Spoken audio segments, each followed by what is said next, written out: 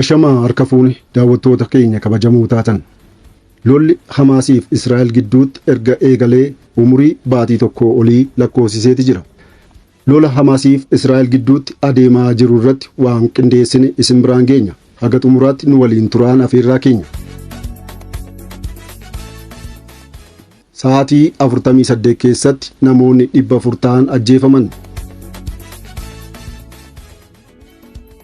Gaazaatti guyyaa 2 keessatti Filisxeemonni 400 ta'an ajjeefamuu ministeerri fayyaa Gaazaa beeksise. Kanneen du'aniin alattis namoonni 734 madaaniiru jedha. Ibsi ministeera fayyaa Gaazaa kun. Sulula Gaazaatti waraanni akka dhaabbatuuf mariin torbee kana magaalaa guddoo Misrii kan taate Kaayirootti godhamaa ture hin milkoofne. Kaayyoon marii kanaa waraanni yeroof dhaabbatee deeggarsi namoomaa Gaazaa akka seenu akkasumas Hamaas namoota butee ture akka gadi lakkisu gochuuf kan jedhu ture.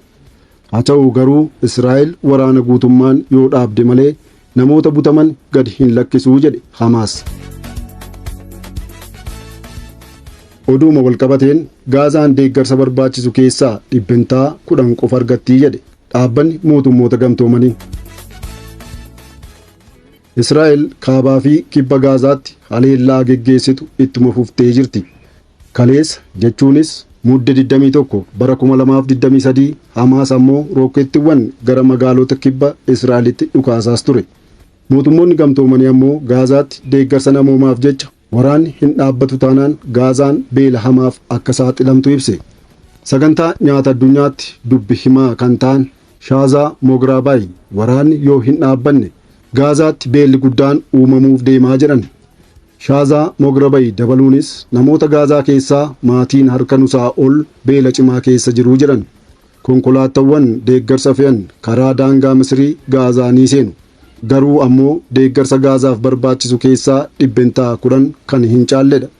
Garuu ammoo deeggarsa Gaazaaf barbaachisu keessaa 10% kan hin caalledha jedha dhaabbatichi.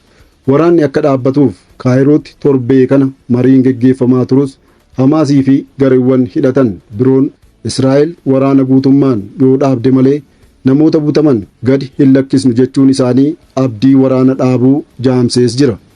Mootummaan Israa'elis guutummaan waraana dhaabuu kan jedhu tasumaa akka hin fudhanne irra deddeebiin ibsaas tureera. Kun kanumaan akka jirutti dhaabbanni mootummoota gamtoomanii har'a dhimma waraana Gaazaa ilaalchisee akkaataa deeggarsi itti seenu irratti sagalee kennuuf jira. Waraana Israa'eliif Hamaas Gaazaatti gaggeeffamaa jiru ilaalchisee har'a manni maree nageenyaa dhaabbata biyyoota gamtoomanii yookaan United Nation Security Council deeggarsi namoomaa akkaataa itti Gaazaa seenu irratti sagalee kennuuf jedha. Walgahii kanaan dura taa'ame irratti jecha waraana dhaabuu jedhu irratti walii hin galu jechuun United States mirga sagaleedhaan kuffisuu qabdu fayyadamtee kufaa gootee turte. Ergasii dhimmi kun torbee tokko erga irratti dubbatamaa bahee booda United States yaada deeggarsa qaqqabsiisuu jedhu dhiyaate akka deeggartu akeektee jirti. Dhaabbata mootummoota gamtoomaniitti ambaasaaddara United States kan ta'an Linda Thomas Greenfield halkan edaa yaadi furmaataa dhiyaate kun baay'ee cimaadha. Deeggaruu dandeenya jedhan. Haa ta'u garuu jala muranii United States yaada kana sagalee kennuudhaan ni deeggarti jedhanii hin dubbanne. Torbee guutuu manni maree nageenyaa mootummoota gamtoomanii jecha waraana dhaabuu jedhu kan bakka bu'u barbaacha walgahii kana dheeressaas ture.